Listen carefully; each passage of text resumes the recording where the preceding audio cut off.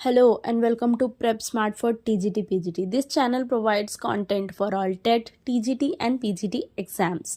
तो आज का ये हमारा वीडियो जो है वो मेजरली PGT बायोलॉजी वाले स्टूडेंट्स के लिए रहेगा, जिसमें थोड़े से हाई लेवल यानी कि मेजरली PGT बायोलॉजी में पूछा जाता है. ऑफ कोर्स जो लोग TGT साइंस के लिए या TGT बायोलॉजी के लिए प्रिपेयर कर रहे हैं तो वो लोग भी इस वीडियो को अटेंड कर सकते हैं. और जो लोग RRB रेलवे टीचिंग वैकेंसी जो अभी आई है उसके लिए प्रिपेयर कर रहे हैं तो वो लोग भी इस वीडियो को देख सकते हैं.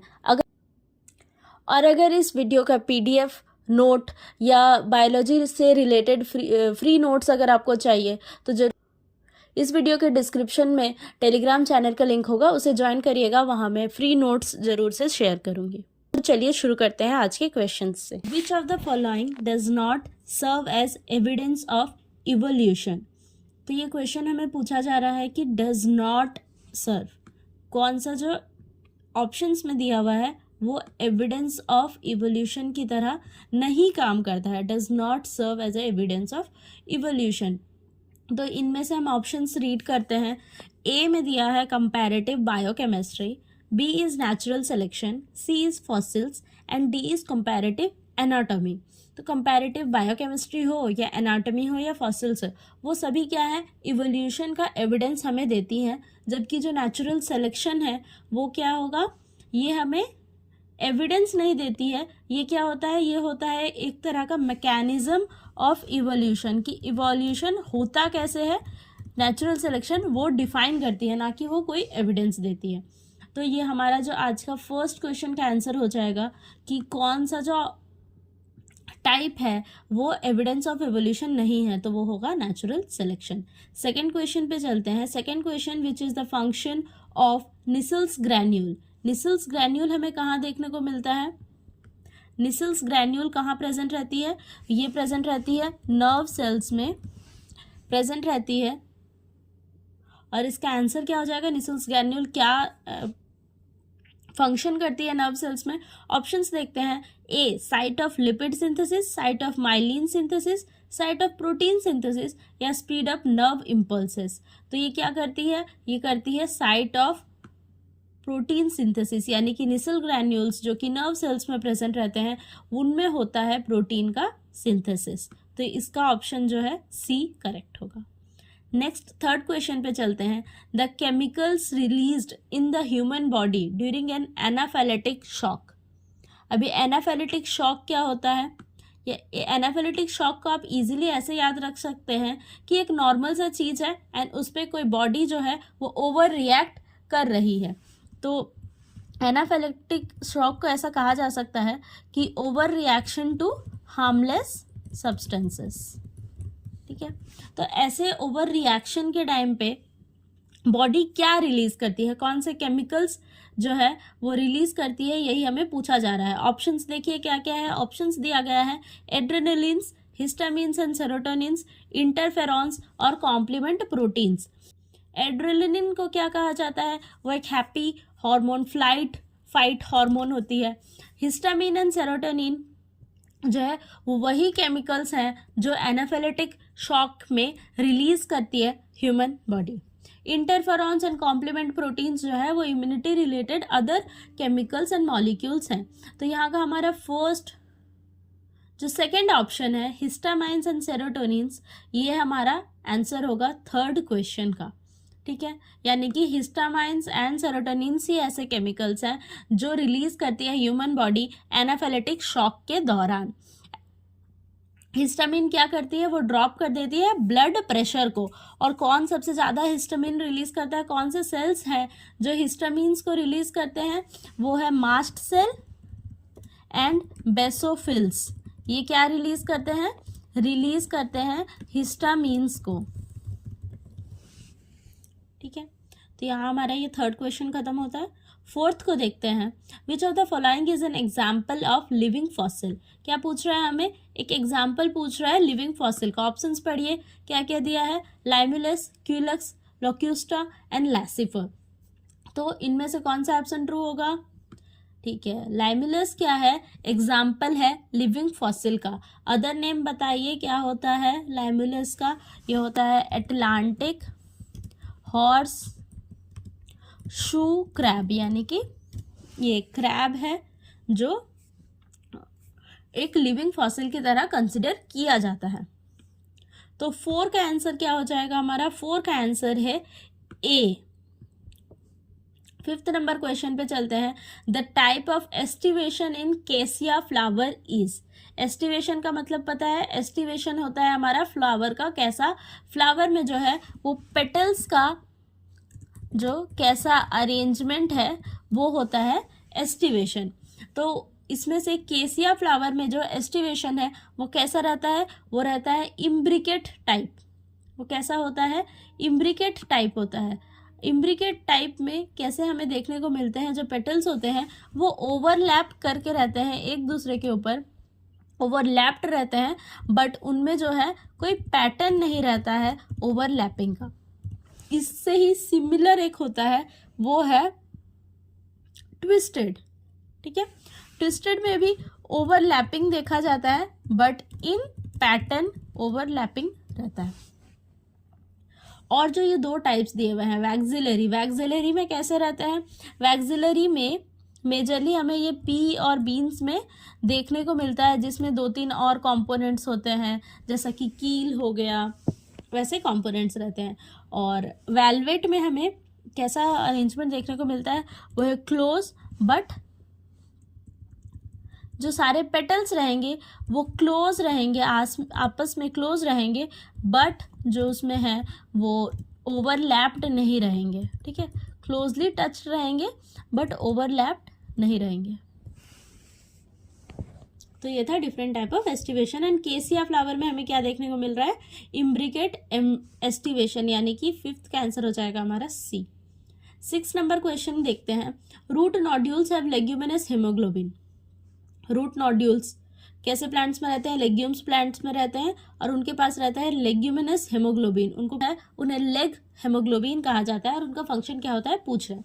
रूट नोड्यूल्स में क्या प्रेजेंट रहते हैं, राइजोबियम बैक्टीरियाज प्रेजेंट रहते हैं, राइजोबियम बैक्टीरियाज प्रेजेंट रहते हैं जो कि ये नोड्यूल्स का फॉर्मेशन करवाते हैं। अब उनका मेजर फंक्शन यानी कि लेग हेमोग्लोबिन जो प्रेजेंट रहता है रूट नोड्यूल्स में, उसका मेजर फंक्शन क्या होता है, ऑक्सीजन स्कैवेंजर। ठीक है, ऑक्सीजन स्कैवेंजर क्यों होता है, क्योंकि राइजोबियम जो बैक्टीरिया है वो कैसा होता है, एनारोबिक बैक्टीरिया होता है, यानी कि इन्हें ऑक्सीजन के एब्सेंस में काम करने का, फंक्शन करने का रोल रहता है इनका। तो ऑक्सीजन को क्या करेंगे, ये स्कैवेंज कर देंगे ताकि उस एनवायरनमेंट में जो है ऑक्सीजन का प्रेजेंस ना रहे, ताकि ये नाइट्रोजन फिक्सेशन का जो है वो रोल कर पाए। ठीक है, तो यहाँ हमारा 6 नंबर का ऑप्शन क्या हो जाएगा, ऑक्सीजन स्कैवेंजर। नंबर क्वेश्चन चलते हैं, देखते हैं। The pollen grain wall does not have. तो 7th नंबर क्वेश्चन देखते हैं। The pollen grain wall does not have, तो हमें यहाँ क्या पूछ रहा है, कौन सा जो कंपोनेंट ऑप्शंस में है वो पॉलन ग्रेन के वॉल में नहीं प्रेजेंट रहता है। पॉलन ग्रेन का वॉल जो है वो 2 पार्ट्स में डिवाइडेड रहता है। एक होता है इनर, ठीक है, जिसे कहा जाता है इंटाइन, और एक होता है आउटर लेयर जिसे कहा जाता है एक्साइन। इनर लेयर में जो है हमें सेलुलोज एंड पेक्टिन का लेयर देखने को मिलेगा, जबकि आउटर लेयर में जो है वर्ल्ड का मोस्ट रेजिस्टेंट स्पोरोपोलिनिन कंपाउंड देखने को मिलता है। ठीक है, तो यहाँ पे हमारा ऑप्शन क्या हो जाएगा, हमने देखा कि सेलुलोज प्रेजेंट है, पैक्टिन प्रेजेंट है, स्पोरोपोलिनिन प्रेजेंट है, एंड काइटिन जो है वो कहाँ प्रेजेंट रहती है, फंगल सेल वॉल में प्रेजेंट रहती है। काइटिन जो है वो फंगल सेल वॉल में प्रेजेंट रहती है और पोलन ग्रेन के वॉल में नहीं रहती है। तो यहाँ का ऑप्शन कौन सा सही हो जाएगा, chitin is the right answer. 8 number question देखते हैं। Unicellular elongations of epidermal cells are called. क्या पूछ रहा है हमें, यूनिसेलुलर होना चाहिए और एपिडर्मल सेल का एलोंगेशन जो होता है वो उसे क्या कहा जाता है। तो एपिडर्मल सेल में हमें दो तरह के इलोंगेशंस या मॉडिफिकेशंस देखने को मिलते हैं। एक तो होता है ट्राइकोम्स, जो कि यूनिसेलुलर एंड मल्टीसेलुलर बोथ हो सकते हैं, और एक होता है हेयर्स, जो कि रूट हेयर्स हो सकते हैं या स्टेम हेयर्स भी हो सकते हैं। तो यहाँ में हमें ऑप्शन कौन सा सही हो जाएगा कि एपिडर्मल हेयर्स जो हैं वो यूनिसेलुलर इलोंगेशंस होंगे। यहाँ ट्राइकोम क्यों नहीं है आंसर, क्योंकि ट्राइकोम मल्टी सेलुलर भी हो सकते हैं, और मल्टी सेलुलर ट्राइकोम्स या यूनिसेलुलर ट्राइकोम्स क्या रखते हैं अपने पास, ऐसे कुछ सिक्रीशंस रखते हैं, टॉक्सिन्स रखते हैं, ताकि वो अटैकिंग हर्बीवोर को फाइट कर सकें। नेक्स्ट क्वेश्चन पे चलते हैं। 9th number question, which of the following constituents are prerequisite for Calvin cycle. कौन से कॉन्स्टिट्यूएंट्स पहले से हमें चाहिए होंगे केल्विन साइकिल परफॉर्म करने के लिए। ठीक है, केल्विन साइकिल किस में होता है, प्लांट्स में होता है, एंड ये एक प्रोसेस होता है जिसमें कि कार्बन डाइऑक्साइड का फिक्सेशन किया जाता है। ठीक है, तो कौन कौन से कॉन्स्टिट्यूएंट्स जो है केल्विन साइकिल के लिए नीडेड रहते हैं, वो होते हैं CO2 चाहिए, ठीक है, कार्बन का फिक्सेशन करना है यानी कि CO2 चाहिए, और एनर्जी डिपेंडेंट होती है तो ATP भी चाहिए होता है, NADPH चाहिए होता है, एंड वाटर का मॉलिक्यूल भी चाहिए होता है केल्विन साइकिल परफॉर्म करने के लिए। तो यहाँ पे कौन सा ऑप्शन सही हो जाएगा, C ऑप्शन जो है वो सही होगा। ठीक है, 10th नंबर क्वेश्चन देखते हैं। A permanent cure for ADA deficiency could be through. अब ADA डेफिशिएंसी क्या होती है, ADA का फुल फॉर्म होता है एडिनोसाइन डीएमिनेज डेफिशिएंसी। ठीक है, अब ये जो एंजाइम है इसके डेफिशिएंसी से क्या होती है, इसके डेफिशिएंसी से होता है इम्यूनो डेफिशिएंसी। ठीक है, एडिनोसाइन डीएमिनेज के डेफिशिएंसी से क्या होता है बॉडी में होता है इम्यूनो डेफिशिएंसी,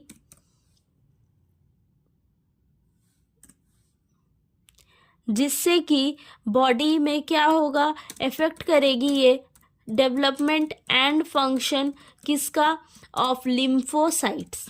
ठीक है, लिम्फोसाइट्स एंड RBC का फंक्शन पे नेगेटिव इफेक्ट पड़ेगा, और ये एक रेयर और इनहेरिटेड डिसऑर्डर होता है। तो इस डिसऑर्डर का परमानेंट क्योर क्या हो सकता है, वो है जीन थेरेपी, जो कि एम्ब्रियोनिक स्टेज में कराया जाए तो परमानेंट क्योर मिलता है ADA डेफिशिएंसी से। कि ये बाकी जो सारे ऑप्शंस दिए गए हैं, bone marrow transplantation, modified lymphocyte transfusion या एंजाइम रिप्लेसमेंट थेरेपी, ये सारे ऑप्शंस या टेक्निक्स भी एप्लीकेबल हैं फॉर ADA डेफिशिएंसी, बट ये सारे टेम्पररी है। जबकि जीन थेरेपी अगर करवा लिया जाए अर्ली एम्ब्रियोनिक स्टेजेस में तो ये परमानेंट क्योर देती है ADA डेफिशिएंसी से। 11th नंबर क्वेश्चन पे चलते हैं। In a marine food chain diatoms serve as, ये हमारा क्वेश्चन है। In a marine food chain diatoms जो हैं वो कैसा फंक्शन करते हैं, वो फंक्शन करते हैं एज प्राइमरी प्रोड्यूसर्स। क्यों, क्योंकि डाई एटम्स जो हैं वो फोटोसिंथेटिक होते हैं, तो वो डाई एटम्स जो है वो फोटोसिंथेटिक ऑर्गेनिजम्स होते हैं, तो वो क्या कर सकते हैं, प्रोड्यूस करते हैं फूड को, इसीलिए वो इन मराइन फूड चेन वो प्राइमरी प्रोड्यूसर्स रहते हैं। तो हमारा 11th का ऑप्शन कौन सा सही हो जाएगा, A ऑप्शन सही होगा। 12th नंबर देखते हैं। Carpal and metacarpal joints of the thumb are an example of. क्या पूछा है, कार्पल एंड मेटाकार्पल जॉइंट जो है, कार्पल एंड मेटाकार्पल जहाँ पे जॉइंट होती है थंब में, वो जो है कौन सा जॉइंट, टाइप ऑफ जॉइंट का एग्जाम्पल है। ऑप्शंस देखते हैं। पाइवोट जॉइंट, पाइवोट जॉइंट में हमें क्या देखने को मिलता है, एटलस और वर्टिब्रे जो जॉइंट होते हैं वो सब हमें देखने को मिलता है। काम करते हैं, यहाँ लिखते हैं। पाइवोट जॉइंट में हमें एटलस, एक्सिस एंड वर्टिब्रे में जो जॉइंट होते हैं वो देखने को मिलता है। जबकि ग्लाइडिंग जॉइंट में हमें रिस्ट में जो जॉइंट होता है वो होता है ग्लाइडिंग जॉइंट। ठीक है, सॉकेट जॉइंट में हमें क्या देखने को मिलता है, शोल्डर में जो जॉइंट है वो, और हिप में जो जॉइंट होता है वो जॉइंट होता है सॉकेट जॉइंट। और हमारा जो क्वेश्चन दिया गया है हमें कार्पल एंड मेटाकार्पल जॉइंट्स, वो कैसे टाइप ऑफ एग्जांपल है, सैडल जॉइंट का एग्जांपल है कार्पल एंड मेटाकार्पल जॉइंट, जो कि थंब में रहता है। तो यहाँ हमारे 12th नंबर का ऑप्शन हो जाएगा डी। 13 नंबर पे चलते हैं। Dash is lowering down the expression of gene by using short stretch of RNA. अब कौन सा, ये ऑप्शंस पढ़ लेते हैं। RNA interference, nucleic acid methylation, CRISPR technique और जीन नॉकआउट। अब ऑप्शंस क्या है हमारा, एक क्रिस्पर एक टेक्निक है, न्यूक्लिक एसिड मिथाइलेशन यानी कि न्यूक्लिक एसिड में मिथाइल ग्रुप का अटैच कर देना, जीन नॉकआउट यानी कि एक पर्टिकुलर जीन सीक्वेंस को कट करके हटा देना, और आरएनए इंटरफेरेंस यानी कि आरएनए मॉलिक्यूल से जो इंटरफेरेंस आ रहा है जीन का एक्सप्रेशन में वो। ठीक है, तो यहाँ हमें पूछा क्या गया है कि इन सब में से कौन सा टेक्निक जो है वो जीन का एक्सप्रेशन को लोअर कर देता है और आरएनए यूज़ करके करता है। तो हमें यहीं पे हिंट दिया हुआ है कि short stretch of RNA use होता है। तो यहाँ का ऑप्शन कौन सा सही हो जाएगा हमारा, आरएनए इंटरफेरेंस ही ऐसा टेक्निक है जिसमें RNA short stretch of RNA use करके जीन का एक्सप्रेशन जो है लोअर किया जाता है। तो 13 का ऑप्शन है ए।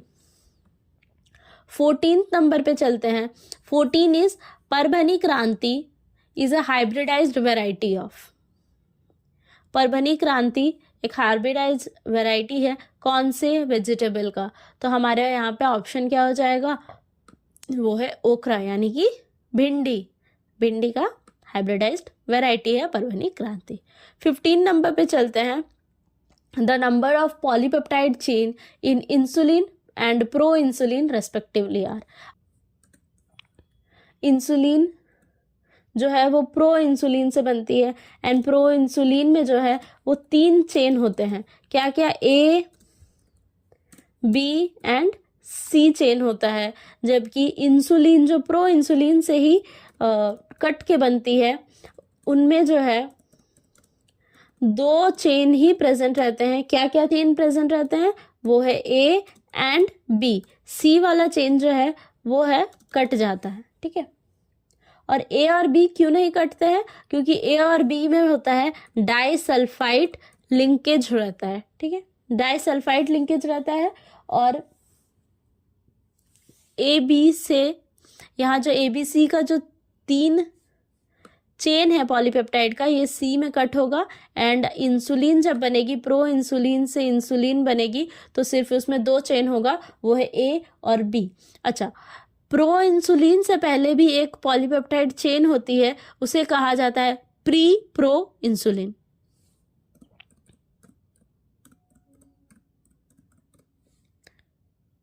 क्या कहा जाता है, प्री प्रो इंसुलिन। ठीक है, उसमें भी 3 ही चेन प्रेजेंट रहते हैं, बट उसके बाद बनता है proinsulin and then insulin. तो यहाँ हमारा कौन सा ऑप्शन सही हो जाएगा, हमें पहले क्या पूछ रहा है, पहले पूछा है पॉलीपेप्टाइड चेन जो कि इंसुलिन में पहले पूछा है एंड देन प्रो इंसुलिन में पूछा है। तो क्या हो जाएगा, पहले क्या होना चाहिए, पहले होना चाहिए 2 एंड फिर होना चाहिए हमारा 3। ठीक है, ऑप्शन देखिए कौन सा 2, 3 है। ऑप्शन हमारा ए में है जो कि 2 एंड 3 दिया हुआ है। तो हमारा 15 नंबर का ए ऑप्शन करेक्ट होता है। 16 नंबर क्वेश्चन देखते हैं। The symbols C and K in a floral formula respectively denotes. Floral formula में हमें पूछा जा रहा है कि सी क्या डिनोट करता है एंड के क्या डिनोट करता है। बताइए, सी क्या डिनोट करता है एंड के क्या डिनोट करता है। सी जो है वो डिनोट करता है कोरोला को एंड के जो है वो डिनोट करता है कैलेक्स को। अब कोरोला क्या है एंड कैलेक्स क्या है। सी हमारा डिनोट करता है कोरोला को, जो कि क्या होती है, पेटल होती है। ठीक है, और के किसको डिनोट करता है, के जो हमारा कैलेक्स को डिनोट करता है, जो कि फॉर्म होते हैं सेपल्स के द्वारा। ठीक है, तो हमारा कौन सा ऑप्शन सही हो जाएगा, कोरोला एंड कैलेक्स, ये वाला ऑप्शन जो है वो होगा हमारा सही, बी नंबर ऑप्शन। 17 पे चलते हैं। Immunisation against tetanus is done using. कौन सा मेथड जो है देखा जाएगा, कौन से वैक्सीन यूज किया जाता है टिटनस के अगेंस्ट इम्यूनाइज करने के लिए, ठीक है। तो कौन सा ऑप्शन होगा? इनएक्टिवेटेड वैक्सीन जो है वो किसके लिए यूज़ किया जाता है? पर्ट्यूसिस, ठीक है, डिजीज सब याद रखिए, पर्ट्यूसिस, जो कि कॉमनली उसे क्या कहा जाता है? कॉमनली उसे वुपिंग कफ कहते हैं। तो पर्ट्यूसिस में यूज होता है इनएक्टिवेटेड टॉक्सिन। और तो टिटनस में कौन सा यूज होता है हमारा? वो है टॉक्सॉइड वैक्सीन। तो हमारा ऑप्शन कौन सा सही हो जाएगा? बी जो ऑप्शन है वो हमारा सही हो जाएगा। और रहा बात लाइव एटेन्यूएटेड वैक्सीन का, वो हम किस में यूज़ करते हैं? वो यूज़ किया जाता है चिकन पॉक्स के लिए, ठीक है। रिकॉम्बिनेंट वैक्सीन जो है वो यूज़ किया जाता है HPV वैक्सीन के लिए,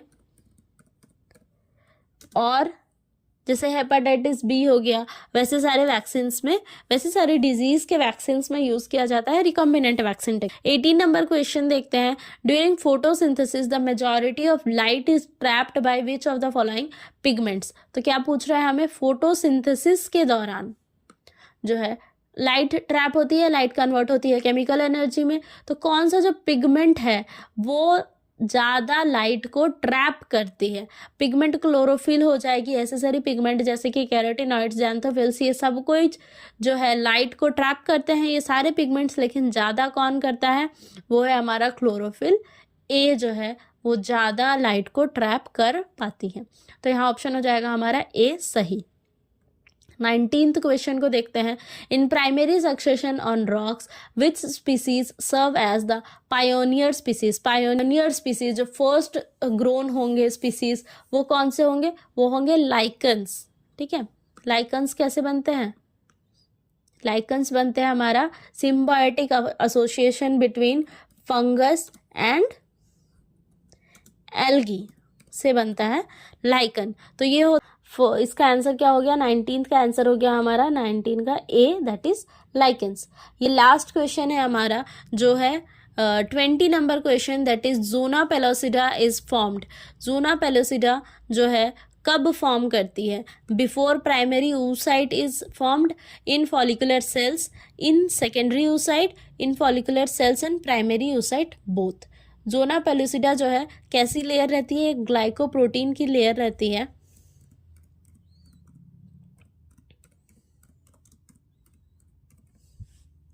जो कि किसको सराउंड करती है? जो कि oocyte को सराउंड करके रखती है, और वही जो है सिंथेसाइज भी करती है। oocyte जो है ये लेयर का सिंथेसिस करते हैं और वो अपने चारों तरफ में ज़ोना पेलोसिडा का लेयर बना के रखते हैं। बट ये कौन से स्टेज में बनते हैं? ये जब oocyte जो है सेकेंडरी oocyte बनती है तभी बनते हैं, ठीक है। तो यहाँ पे ऑप्शन हो जाएगा हमारा सही, इन सेकेंडरी oocyte। 20 नंबर का ऑप्शन हो जाएगा हमारा सी इज करेक्ट। तो आज के हमारे सारे क्वेश्चंस यहीं ख़त्म होते हैं। अगर आपको ऐसे ही क्वेश्चंस अटेम्प्ट करने हो या ऐसे कॉन्सेप्ट्स के PDF और एक्सप्लेनेशंस और शॉर्ट नोट्स चाहिए हो तो ज़रूर से हमारे चैनल को चेकआउट करिएगा और टेलीग्राम चैनल को ज्वाइन करिएगा। तो आज के क्वेश्चंस अगर आपको अच्छे लगे हो तो ज़रूर से हमारे वीडियो को लाइक करिए, शेयर करिए और सब्सक्राइब करिए to prep smart for TGT PGT। Thank you for watching.